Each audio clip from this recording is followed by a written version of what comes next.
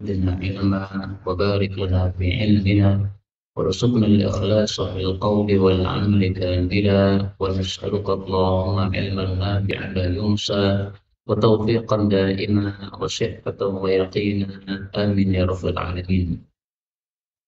Alhamdulillah kaum muslimin rahimakumullah. Kita lanjutkan pengajian kita yang sudah libur beberapa hari karena liburan Ramadan, dan ini adalah majelis yang pertama setelah Ramadan. Dan semestinya kita malam ini mempelajari kitab Diktat Salat, dan semestinya dibagikan pada malam ini buku tersebut kepada panjenengan. Tapi karena bukunya belum siap, maka kita buka saja yang ada di layar ini, PDF. Buku ini berjumlah 50 halaman isinya. Judulnya Diktat Salat, berisi dalil-dalil tentang salat yang sesuai dengan cara baginda Rasulullah Sallallahu Alaihi Wasallam. Apa pentingnya buku ini?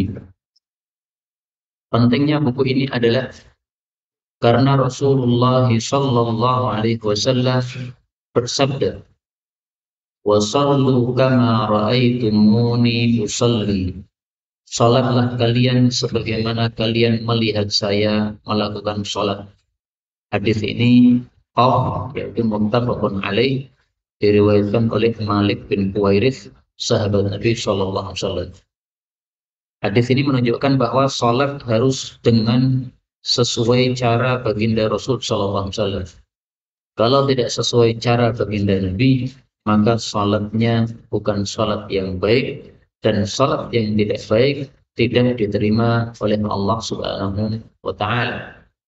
Sebagaimana sabda Nabi Sallallahu Alaihi Wasallam, Innallaha Ta'ala tayyibun, sesungguhnya Allah Ta'ala itu maha baik, la yaqbalu illa tayyiban, tidak menerima kecuali yang baik.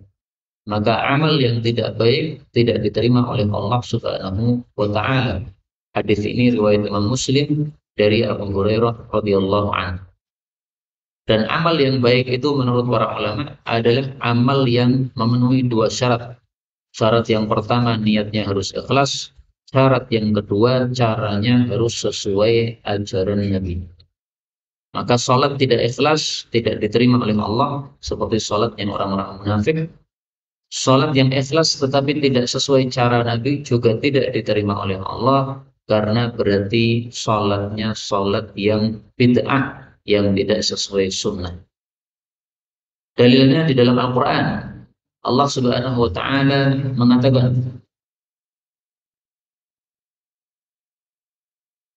pada surah An-Nisa ayat yang ke-125, "Wa man ahsanu dina," siapakah yang lebih bagus agamanya, "mimman aslama wajhahu lillah," daripada orang yang menyerahkan dirinya kepada Allah. Maksudnya adalah beramal secara ikhlas. Wa huwa muhsin, dan dia berbuat baik. Maksudnya beramal sesuai tuntunan.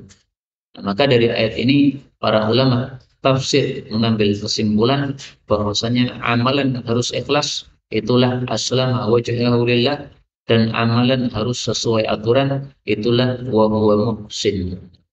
Nah, inilah pentingnya buku yang akan kita pelajari ini, Diktat Salat. Ditulis oleh guru kami Al-Ustaz Abdurrahman Siddiq. Abdurrahman Siddiq ini adalah nama pena bagi Al-Ustaz Mudzakir hafizahullah ta'ala. Penulis itu seringkali menggunakan nama pena yang berbeda dengan nama aslinya. Seperti saya, nama saya Muhammad Abdullah, tapi buku-buku yang saya tulis tidak ada satupun saya tulisi dengan nama Muhammad Abdullah. Semuanya pakai nama pena Abu Zaidan. Kemudian nama pena saya itu karena sering saya pakai, akhirnya malah mengalahkan nama asli saya.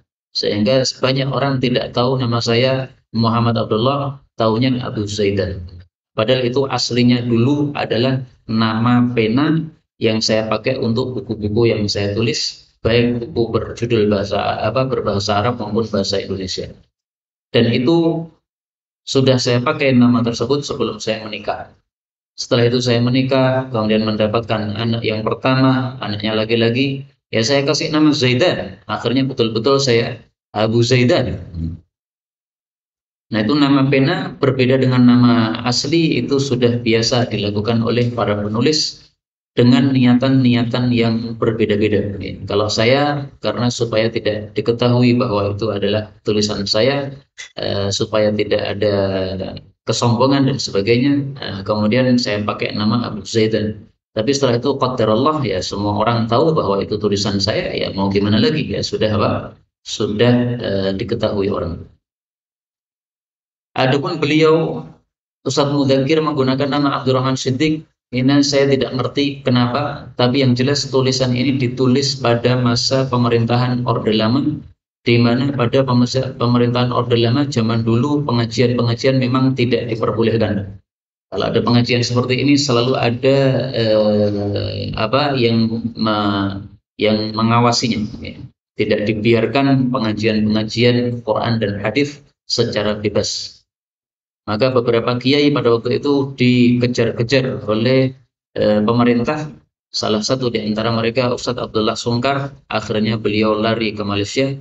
Antara lain juga Ustadz Abu Bakar Ba'asyir, akhirnya beliau lari ke Malaysia. Dan juga yang termasuk dicari-cari adalah beliau Ustadz Abdurrahman Siddiq ini. Nah, maka bisa jadi wallahu a'lam menggunakan nama Abdurrahman Siddiq ini karena orangnya tidak aman pada waktu itu apabila menggunakan nama aslinya. Buku ini ditulis pada tahun berapa? Nah, mari kita lihat. Ini daftar isinya. Ya.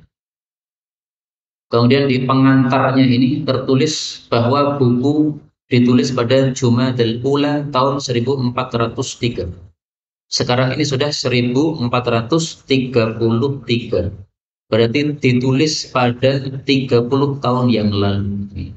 Berarti tahun berapa, Pak? Ini kan 2022. 30 tahun yang lalu berarti 2000 berapa? 1990-an. Okay. Sekitar itu. Okay.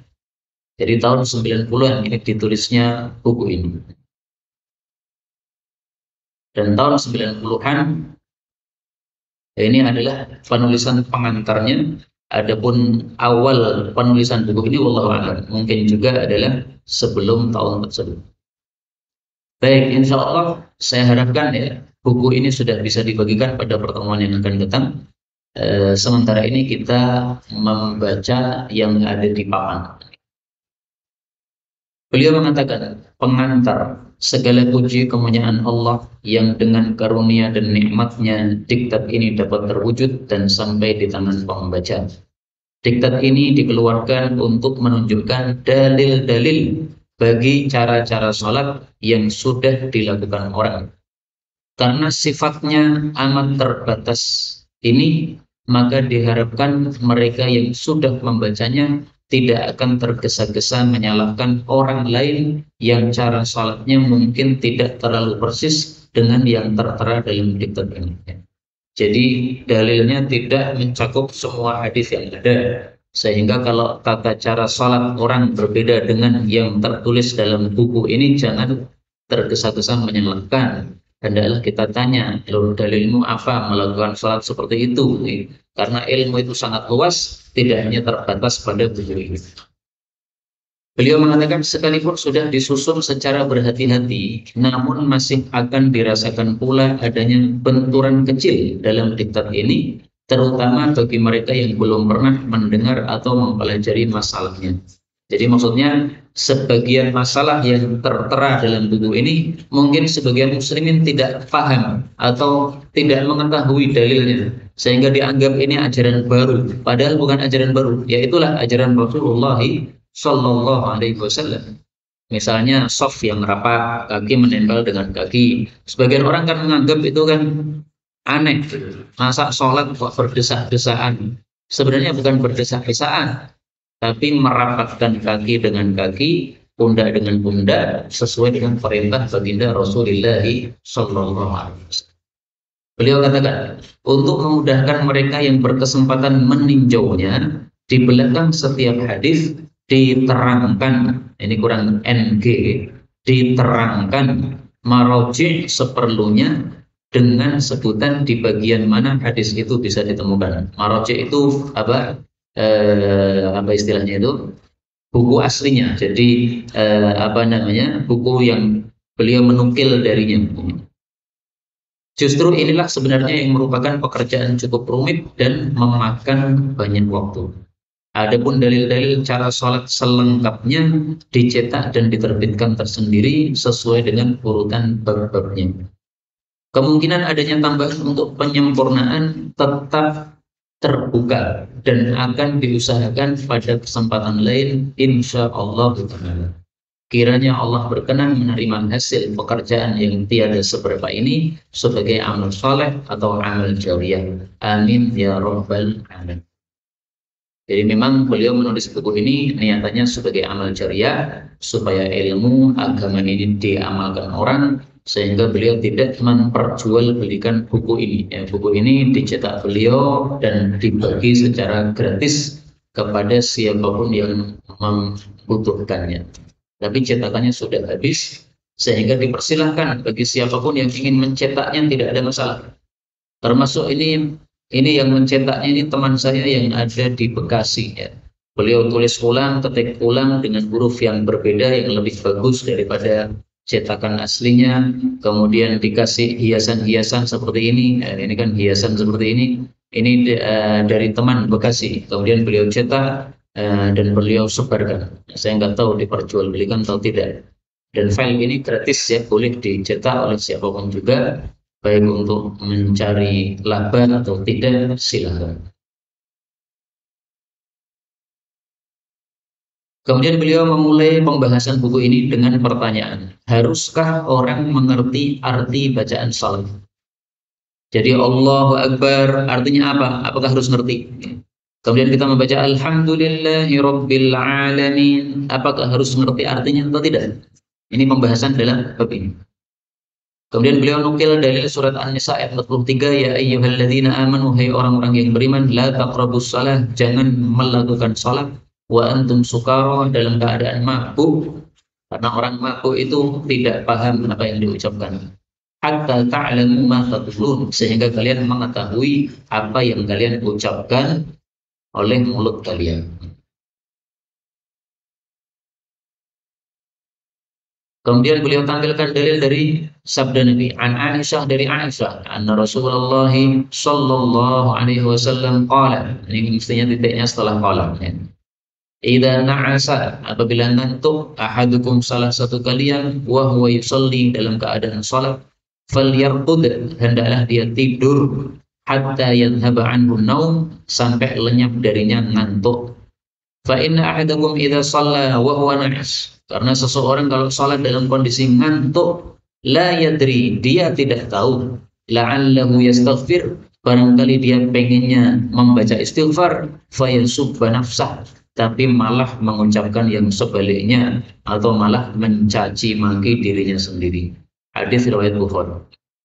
Nah, jadi ringkasnya dari dua dalil ini bisa diambil kesimpulan, orang sholat harus mengetahui apa yang diucapkan. Karena kalau sholat tidak mengetahui apa yang diucapkan, itu seperti orang mabuk juga nggak paham apa yang diucapkan. Orang sholat tidak mengerti apa yang diucapkan, itu seperti burung beo. Dia bisa menirukan tapi nggak paham. Assalamualaikum, Assalamualaikum. Tapi burung beo ditanya apa artinya Assalamualaikum, nggak paham. Dia cuma mendengar, menirukan. Orang sholat nggak paham apa yang diucapkan, itu seperti orang sholat yang nangis, yang ngantuk, sehingga dia ngomongnya nggak jelas. Pengennya membaca istighfar, malah sebaliknya. Pengennya berdoa, ya Allah selamatkan dari neraka, malah yang terucap, ya Allah masukkan aku dalam neraka. Na'udzubillahi min syarri dzalik. Nah, bagaimana kalau orang Jawa? Orang Jawa nggak paham bahasa Arab. Kalau tidak mengerti bacaan sholat gimana? Orang Jawa yang tidak mengerti arti bacaan sholat secara perkata, yang penting dia mengetahui maksud globalnya tidak ada masalah. Allahu Akbar. Kemudian setelah takbir membaca Allahumma ba'id baini wa bainal khataaya innaka ma ba'adta bainal masyriq wal maghrib, atau doa-doa yang lain, doa iftitah. Kalau kita tidak mengetahui arti perkata, tapi mengetahui arti globalnya, nggak ada masalah. Allahumma ba'id baini itu ringkasnya apa? Ringkasnya kita berlindung kepada Allah dari dosa-dosa yang kita lakukan. Nah, sudah tahu kan globalnya? Udah, nggak ada masalah. Meskipun kalau ditanya Allahumma artinya apa? Ba'id artinya apa? Baini artinya apa? Nggak bisa. Tapi sudah paham globalnya, nggak ada masalah. Maka memang dalam masalah salat ini umat Islam bertingkat-tingkat. Tingkat yang lebih bagus adalah yang mengetahui betul detail perkata dari apa yang diucapkan dan dia paham. Tapi tidak semua orang bisa seperti itu, maka tingkatan berikutnya adalah orang yang baca dan paham globalnya. Yang tingkat di bawahnya lagi orang yang baca tapi tidak paham apa-apa. Dia cuma mengandalkan hafalan. Dulu ketika TPA disuruh ngapalkan doa ini iftitah, doa ini rukuk, doa ini doa sujud, tapi sama sekali tidak paham. Nah, itu yang paling rendah. Nah, hendaklah kita tidak seperti itu, tapi hendaklah kita paham maksudnya meskipun minimal yang kita paham secara global saja. Kemudian beliau memberikan keterangan. Kutipan ayat di atas menunjukkan adanya larangan orang mengerjakan sholat dalam keadaan mabuk. Uzur mabuk ini ditandai dengan tidak mengerti akan apa yang diucapkan sendiri. Hadis di atas menunjukkan larangan orang mengerjakan sholat dalam keadaan mengantuk. Adapun sebab atau uzurnya adalah juga sama, ya, tidak mengerti atau tidak menyadari akan apa yang diucapkan sendiri. Ketidakmengertian orang yang mengantuk ini ternyata dari kalimat dalam hadis, dia tidak tahu, barangkali dia ingin membaca istighfar tapi malah mengucapkan yang sebaliknya. Maka dapat disimpulkan bahwa orang dilarang mengerjakan sholat dalam keadaan tidak sepenuhnya menyadari apa yang diucapkan. Nah, ini kesimpulan terakhirnya. Maka kita mengucapkan Allahu Akbar, ya harus sadar kita ini sedang membesarkan Allah. Allah Maha paling besar. Orang sholat kalau memaknai, mengerti apa yang diucapkan, sholatnya jadi nyaman, jadi enak. Allah Maha Besar. Nah, teringat kemahabesaran Allah, maka semua masalah yang dia hadapi akan terasa kecil. Kenapa? Allah itu paling besar atau Maha Besar. Karena itu Rasulullah kalau sholat, kalau ada masalah besar, beliau senantiasa menyelesaikan masalahnya dengan sholat. Kita lihat dalilnya. Karena adalah Nabi idza hazabahu amrun, apabila terkalahkan oleh suatu perkara yang berat, beliau sholat. Hadis riwayat Abu Dawud dari Hudzaifah sahih. Jadi menghadapi masalah dengan sholat.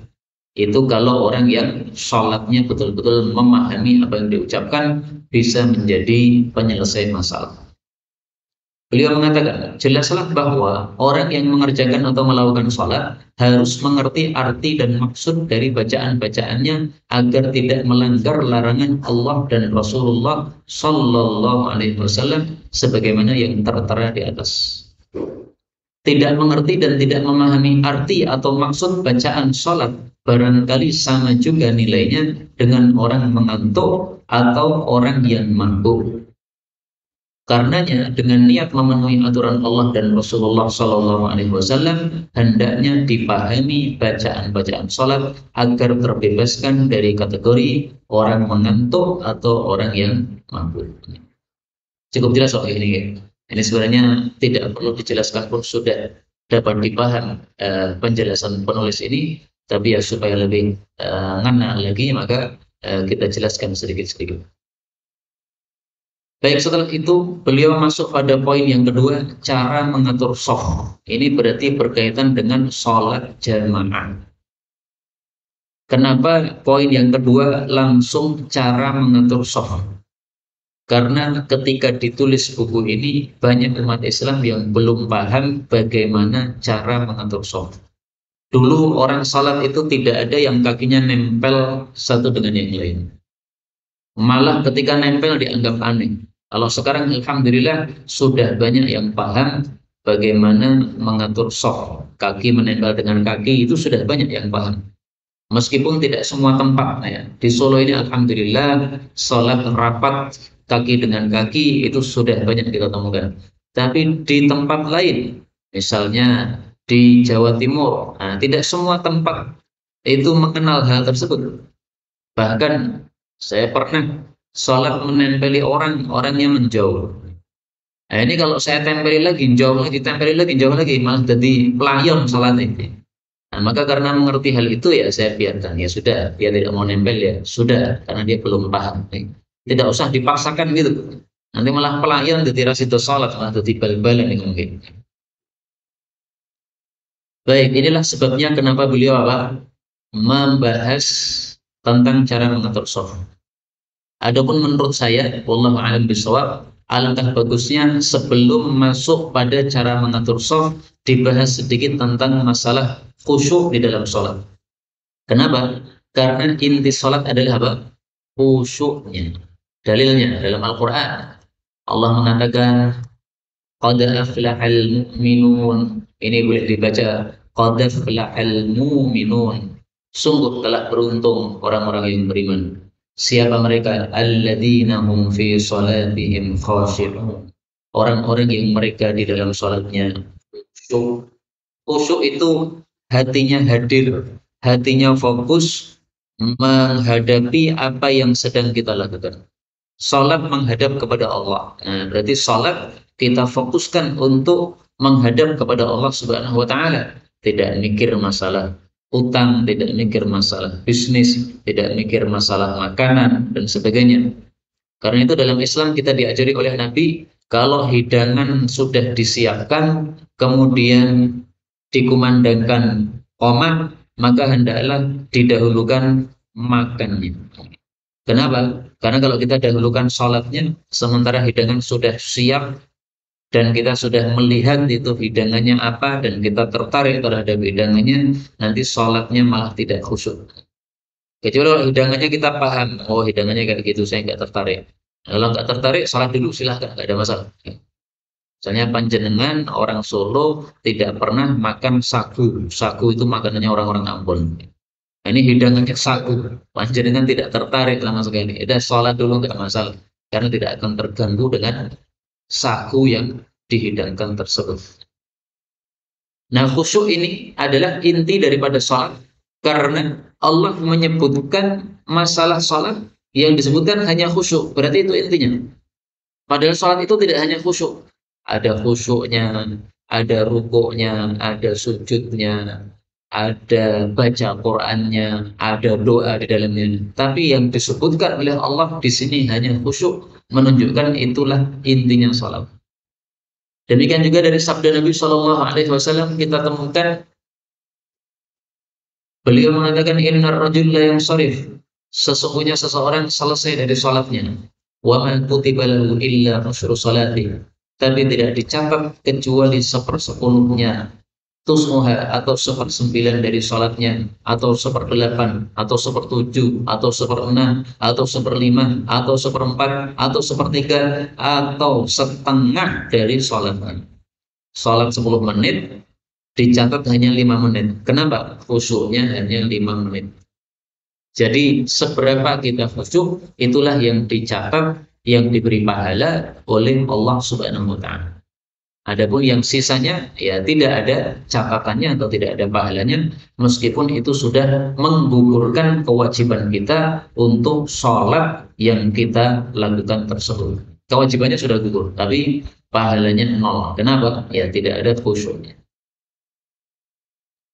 Maka sebelum membahas masalah mengatur shaf, penting untuk ditekankan sholat hendaklah khusyuk. Maka dua tadi ya yang perlu diperhatikan. Satu, caranya harus sesuai cara Nabi SAW. Yang kedua, kita harus khusyuk. Dan untuk bisa khusyuk, hendaklah kita memahami apa yang kita ucapkan dalam sholat kita. Baik, kemudian kita baca hadis tentang mengatur shaf. An Anas radhiyallahu anhu, dari Anas, mudah-mudahan Allah meridhoinya. Ini meskipun tidak ada tulisan radhiyallahu anhu, adabnya ketika membaca hadis Nabi adalah kalau disebutkan nama sahabat kita doakan radhiyallahu anhu. Anin Nabi sallallahu alaihi wasallam qala, Nabi bersabda, "Aqimu, tegakkanlah sufufakum, saf-saf kalian." Tegakkan itu maksudnya luruskan. Fa ini, maka sesungguhnya aku ini arakum, aku melihat kalian mewara'i dhahri, dari belakang punggung saya. Nah, setelah Nabi mengatakan seperti itu, bagaimana praktek sahabat Nabi? Wa kana, dan adalah ahaduna, masing-masing kami, yulsiku manakibah, menempelkan pundaknya, bimangkibi sahibi, dengan pundak temannya yang di sebelahnya. Wa qadamahu, dan menempelkan telapak kakinya, bi qadamihi, dengan telapak kaki teman sebelahnya. Hadis diriwayatkan oleh Bukhari pada nomor 725. Ini bisa dicari pada kitab Sahih Bukhari. Jadi memang di akhirnya sini ini selalu dikasih maroji atau sumber di mana hadis itu ditemukan, sehingga panjenengan bisa mengecek langsung pada kitab asli. Kaum muslimin rahimani wa rahimakumullah, hadis ini menunjukkan dua hal. Pertama, bahwasanya sholat jamaah hendaklah kita mengatur shaf sesuai dengan ajaran baginda Rasul sallallahu alaihi wasallam. Bagaimana mengatur shaf sesuai dengan ajaran baginda Nabi? Dua. Satu, shafnya hendaklah lurus. Ini yang pertama. Dua, shafnya hendaklah rapat. Ini yang kedua. Maka shaf yang lurus tetapi tidak rapat itu belum sesuai ajaran Nabi SAW. Sebaliknya juga, shaf yang sudah rapat tetapi tidak lurus itu juga belum sesuai ajaran baginda Rasul SAW. Supaya shafnya lurus, bagaimana caranya? Caranya adalah meratakan tumit dengan tumit. Tumit itu tungkak. Tungkaknya, tumitnya harus lurus dengan tumit orang lain. Maka baris shaf ini fungsinya untuk mengatur tumit, bukan untuk mengatur bagian depan dari kaki. Karena kalau yang kita samaratakan adalah bagian depan dari kaki, ini salatnya tidak akan lurus. Karena ada yang telapak kakinya panjang, ada yang telapak kakinya pendek, ada yang telapak kakinya sedang. Tapi kalau yang diluruskan bagian tumitnya, nah, maka para ulama katakan pasti akan lurus. Karena tumit mengikuti postur tubuh. Dia berada di belakang tubuh kita, sehingga tubuhnya akan lurus juga. Ada pun cara merapatkan shaf, yang dirapatkan cuma dua. Satu, mangkib, yaitu pundak. Dua, qadam, yaitu telapak kaki. Maka selain itu nggak usah ditempel-tempelkan. Lutut ditempelkan dengan lutut, nggak usah. Pundak saja sama kaki saja. Berarti atas sama bawah. Maka kalau kakinya menempel, tapi terlalu lebar berdirinya, sehingga pundaknya tidak menempel, nah itu salah. Atau pundaknya sudah menempel, tapi berdirinya terlalu kecil, sehingga kaki tidak menempel. Itu juga tidak benar. Yang benar adalah berdirinya sedang-sedang, sesuai dengan postur tubuh kita. Kalau tubuhnya gede, berarti berdirinya agak besar. Kalau tubuhnya kecil seperti saya, berdirinya agak kecil, yang normal lah. Yang menyebabkan orang sebelah kita itu jadi tidak terdesak. Karena kalau kita berdirinya terlalu kecil, kasihan orang sebelah kita, harus merenggangkan kakinya.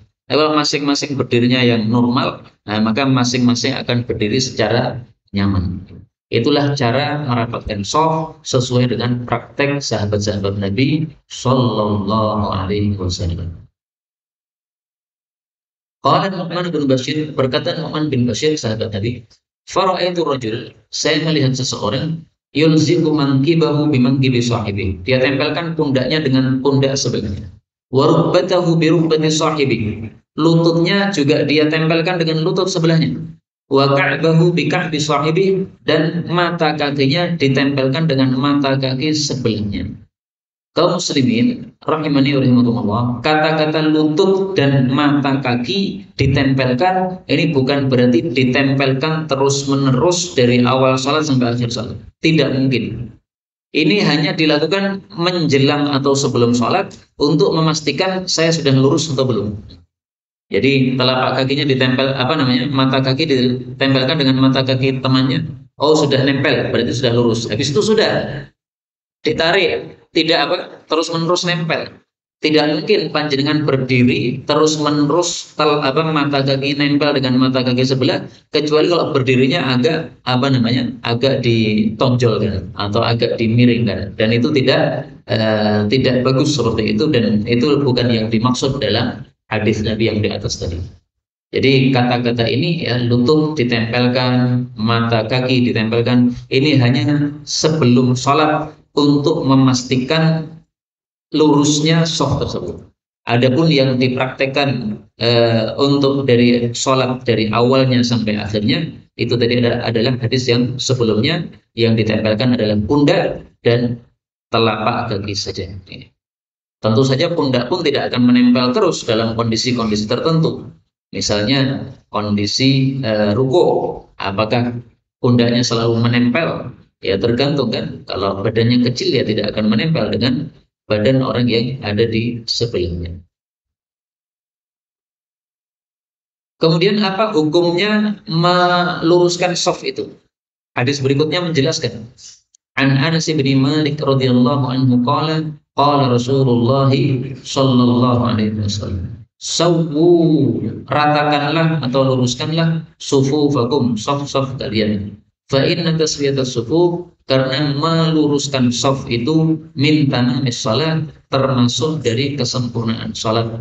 Hadis riwayat Ibnu Majah nomor 982. Nah, dari hadis ini sebagian ulama mengambil kesimpulan meluruskan shaf hukumnya adalah wajib. Kenapa wajib? Dari kalimat ini, shawwu, luruskan. Ini kan perintah. Kaidah usul fikih mengatakan al-amru lil wujub.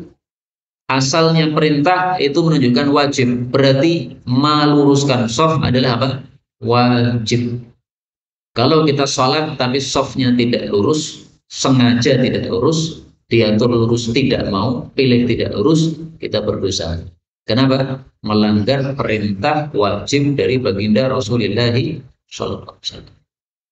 Tapi saya jujur, sebagian ulama berpendapat meratakan shaf, meluruskan shaf tidak wajib, tapi hanya sunnah. Dalilnya mana? Diambil dari kalimat ini. Min tamamis sholat, termasuk kesempurnaan sholat. Kalau hanya kesempurnaan berarti tidak wajib. Nah, itu dalil mereka. Seperti misalnya gini, panjenengan pakai celana, pakai baju, ini sudah menutup aurat. Tapi lebih sempurna lagi kalau pakai peci. Nah, pakai peci wajib? Tidak wajib, karena itu hanya kesempurnaan saja.